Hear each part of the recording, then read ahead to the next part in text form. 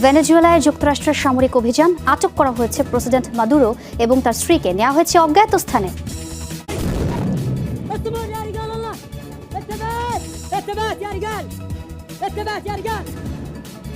ইয়েমেনে এসটিসির অবস্থানে সৌদি জোটের ব্যাপক বিমান হামলা, নিহত অন্তত 20। বহুমুখী সংঘাতে আরও জটিল পরিস্থিতির মুখোমুখি যুদ্ধ বিধ্বস্ত দেশটি। 2025 সালে যুক্তরাষ্ট্রের বন্দুক হামলার শিকার কমপক্ষে 40,000 মানুষ, প্রাণহানি 14,000-এরও বেশি। গান ভায়োলেন্স আর্কাইভের প্রতিবেদন। ভেনেজুয়েলায় স্পেশাল ফোর্সের অভিযান চালিয়ে তুলে নিয়ে যাওয়া হয়েছে দেশটির প্রেসিডেন্ট নিকোলাস মাদুরো এবং তার স্ত্রীকে। অভিযানের সময় রাজধানী কারাকাসের বিভিন্ন স্থানে অন্তত 7 দফায় ক্ষেপণাস্ত্র এবং রকেট হামলা চালানো হয়। মার্কিন প্রেসিডেন্ট ডোনাল্ড ট্রাম্প ব্রিফিংয়ে জানিয়েছেন, মাদুরো এবং তার স্ত্রীর বিচার হবে যুক্তরাষ্ট্রের মাটিতে। তেল সম্পদের নিয়ন্ত্রণ নেয়ার পাশাপাশি ক্ষমতার পালাবদল না হওয়া পর্যন্ত দেশটি পরিচালনা করবে যুক্তরাষ্ট্র। বাধা এলে আরও ভয়ঙ্কর হামলার হুমকিও দিয়েছেন ডোনাল্ড ট্রাম্প। স্থানীয় সময় রাত 2টার দিকে হঠাৎই একের পর এক বিস্ফোরণে কেঁপে ওঠে কারাকাস। কিছু বুঝে ওঠার আগেই ভেনেজুয়েলার রাজধানী কারাকাসের আকাশে দেখা যায় বিভিন্ন ধরনের হেলিকপ্টার। এসব সামরিক হেলিকপ্টারে ছিলেন ডেল্টা ফোর্সের সদস্যরা। মার্কিন এই বিশেষ বাহিনীর অভিযানে অংশ নেয় কোবরা, অ্যাপাচি, চিনুক সহ বিভিন্ন ধরনের সামরিক হেলিকপ্টার। রাজধানী সহ দেশটির বিভিন্ন স্থানে বেশ কিছু গুরুত্বপূর্ণ এলাকায় চালানো হয় অভিযান। বিভিন্ন পাল্লার ক্ষেপণাস্ত্র এবং রকেট দিয়ে রাজধানী সহ দেশটির বিভিন্ন স্থানের বেশ কিছু গুরুত্বপূর্ণ এলাকায় চালানো হয় অভিযান।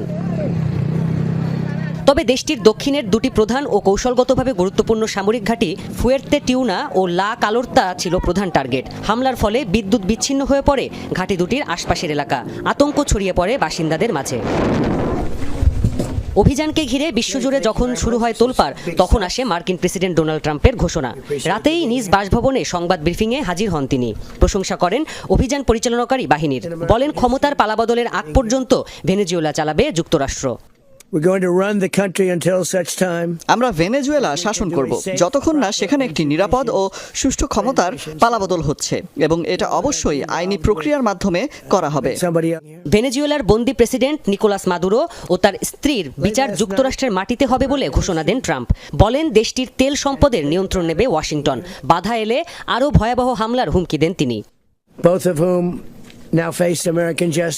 যুক্তরাষ্ট্রের বিরুদ্ধে মাদক সন্ত্রাস উস্কে দেয়ায় প্রেসিডেন্ট মাদুরো ও তার স্ত্রীকে বন্দী করা হয়েছে। তাদের নিউ ইয়র্কের দক্ষিণের একটি জেলায় নিয়ে যাওয়া হয়েছে। তাদের বিচার যুক্তরাষ্ট্রের মাটিতেই করা হবে।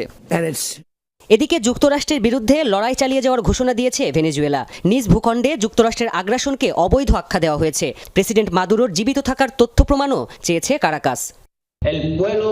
মার্কিন যুক্তরাষ্ট্রের অপরাধমূলক সামরিক আগ্রাসনের শিকার হয়েছে ভেনেজুয়েলা। স্বাধীন এবং সার্বভৌম ভেনেজুয়েলা তার সমস্ত শক্তি দিয়ে এই বিদেশি সৈন্যদের উপস্থিতি প্রত্যাখ্যান করে। দেশের প্রতিরক্ষার জন্য আমরা আমাদের সর্বোচ্চ সক্ষমতা দিয়ে লড়াই চালিয়ে যাব। একটি স্বাধীন সার্বভৌম রাষ্ট্রে এভাবে হামলা চালানো এবং ভেনেজুয়েলার প্রেসিডেন্টকে আটক করার ঘটনায় বিশ্বজুড়ে চলছে তোলপাড়। যুক্তরাষ্ট্রের এ ধরনের পদক্ষেপকে আগ্রাসন আখ্যা দিয়েছে বহু দেশ। লেবাননে স্থল অভিযান চালাতে পারে ইসরায়েল।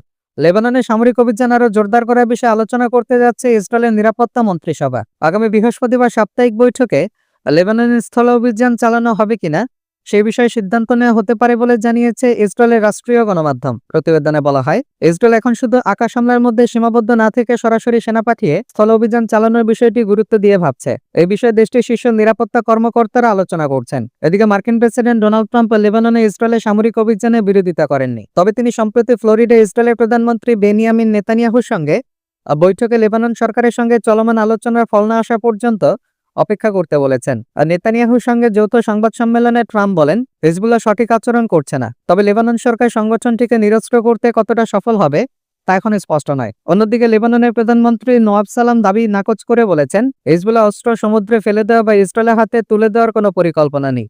তিনি বলেন, এইসব অস্ত্রের বিষয়ে সিদ্ধান্ত নেওয়ার ক্ষমতা একমাত্র লেবানন সরকারের। উল্লেখ্য, যুক্তরাষ্ট্রের মধ্যস্থতায় 2024 সালের 27 নভেম্বর ইসরায়েল ও হিজবুল্লাহর মধ্যে যুদ্ধবিরতি হলেও ইসরায়েল এখনো লিতানি নদীর দক্ষিণে অন্তত 5টি এলাকায় অবস্থান ধরে রেখেছে। পাশাপাশি দক্ষিণ ও পূর্ব লেবানন এবং বৈরুতের দক্ষিণ উপকণ্ঠে হামলা চালিয়ে যাচ্ছে। আর জাতিসংঘের লেবানন শান্তিরক্ষা বাহিনী বা ইউনিফিল জানিয়েছে, যুদ্ধবিরতির পর থেকে ইসরায়েল 10,000-এর বেশি এই চুক্তি লঙ্ঘন করেছে। লেবাননের স্বাস্থ্য মন্ত্রণালয়ের তথ্য অনুযায়ী এই সময়ের মধ্যে অন্তত 340 জন নিহত এবং 970 জনের বেশি মানুষ আহত হয়েছেন।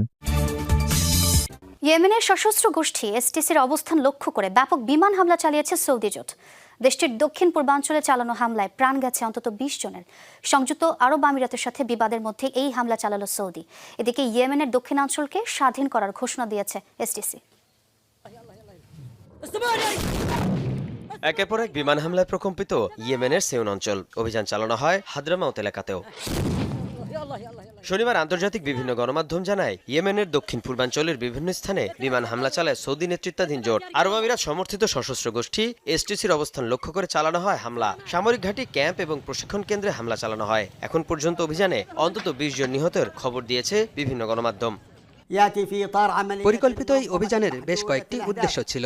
সীমান্ত এলাকায় সশস্ত্র গোষ্ঠীদের বিভিন্ন অবস্থান ধ্বংস করার পাশাপাশি বিভিন্ন ঘাঁটি এবং প্রশিক্ষণ কেন্দ্রও ছিল টার্গেট। এদিকে ইয়েমেনের দক্ষিণাঞ্চলকে স্বাধীন করার ঘোষণা দিয়েছে এসটিসি। আন্তর্জাতিক সম্প্রদায়কে দ্রুত স্বীকৃতি দিতে আহ্বানও জানায় সশস্ত্র গোষ্ঠীটি। স্বাধীনতা ঘোষণার পর আমরা আন্তর্জাতিক পক্ষগুলোর সাথে আলোচনা এবং স্বীকৃতির আহ্বান জানিয়েছি। এসটিসি সব ধরনের সরকারি বেসরকারি প্রতিষ্ঠানকে আহ্বান জানিয়েছে কার্যক্রম স্বাভাবিক রাখতে। এর পাশাপাশি কেন্দ্রীয় ব্যাংকের সাথে সমন্বয় করে বেতন ভাতা প্রদান নিশ্চিত করা হবে। গেল মাসে ইয়েমেনে ক্ষমতার বড় পালাবদল ঘটে। আরব আমিরাত সমর্থিত বিচ্ছিন্নতাবাদী গোষ্ঠী এসটিসি দক্ষিণাঞ্চলের বিশাল এলাকা নিজেদের দখলে নেয়। এতে সৌদি সমর্থিত সরকারি এবং অন্যান্য বাহিনীর সাথে সংঘাত শুরু হয়। নিউ ইয়র্কে বন্দি মাদুরোর ভিডিও প্রকাশ করল যুক্তরাষ্ট্র। ভেনেজুয়েলার প্রেসিডেন্ট নিকোলাস মাদুরোতে শনিবার অপারেশন অ্যাবসোলিউট রিজলভ নামক এক ঝটিকা অভিযানের মাধ্যমে কারাগার থেকে আটক করে মার্কিন বাহিনী। মার্কিন সংবাদ মাধ্যমের তথ্য অনুযায়ী আটকের পর মার্কিন একটি যুদ্ধজাহাজ করে ভেনেজুয়েলার প্রেসিডেন্টকে যুক্তরাষ্ট্রে নিয়ে আসা হয়েছে। বর্তমানে মাদুরোকে নিউ ইয়র্কের স্টুয়ার্ট বিমানঘাঁটি থেকে হেলিকপ্টারে করে নিউ ইয়র্ক সিটির ব্রুকলিন বরোতে নিয়ে যাওয়া হয়েছে। মাদুরোকে সেখানকার মেট্রোপলিটন ডিটেনশন সেন্টারে বন্দী রাখা হয়েছে। ব্রুকলিনের মেট্রোপলিটন ডিটেনশন সেন্টারে উচ্চ নিরাপত্তায় আসামিদের রাখা হয়। এই কারাগারে এর আগে চ্যাপো এবং জেফ্রি অ্যাপস্টেনের মতো এই অ্যাপটিকে অ্যাকাউন্ট থেকে সরিয়ে দেওয়া হয়েছে। তিনি বলেন, হোয়াইট হাউসের র্যাপিড রেসপন্স অ্যাকাউন্ট থেকে পোস্ট করে একটি ভিডিওতে দেখা যাচ্ছে যে মাদক নিয়ন্ত্রণ কর্মকর্তারা ভেনেজুয়েলার প্রেসিডেন্টকে একটি করিডোর দিয়ে পাহারা দিয়ে নিয়ে যাচ্ছেন। ভিডিওর ক্যাপশনে লেখা হয়েছে, অপরাধী হেঁটে যাচ্ছেন। মাদুরোর হাতে হ্যান্ডকাপ দিয়ে বাঁধা হয়েছে এবং তার চোখে মুখে ক্লান্তির ছাপ স্পষ্ট। তার বিরুদ্ধে মাদক সন্ত্রাসের, যুক্তরাষ্ট্রের কোকেন পাচার এবং অবৈধ অস্ত্র রাখার মতো গুরুতর অভিযোগ আনা হয়েছে। আগামী কয়েকদিনের মধ্যে মাদুরোকে নিউ ইয়র্কের ফেডারেল আদালতে হাজির করা হতে পারে। ভেনেজুয়েলায় সামরিক অভিযান চালিয়ে মাদুরোকে আটক এবং যুক্তরাষ্ট্রে স্থানান্তর আন্তর্জাতিক রাজনীতিতে এক নজিরবিহীন ঘটনা। বিশ্বজুড়ে এ নিয়ে মিশ্র প্রতিক্রিয়ার সৃষ্টি হয়েছে। রাশিয়া এবং চীন এই অভিযানের তীব্র নিন্দা জানিয়ে একে সার্বভৌমত্বের লঙ্ঘন বলে অভিহিত করেছে। অন্যদিকে ইউরোপীয় ইউনিয়ন এবং লাতিন আমেরিকার অনেক দেশে বিষয়টিকে সতর্কভাবে পর্যবেক্ষণ করছে।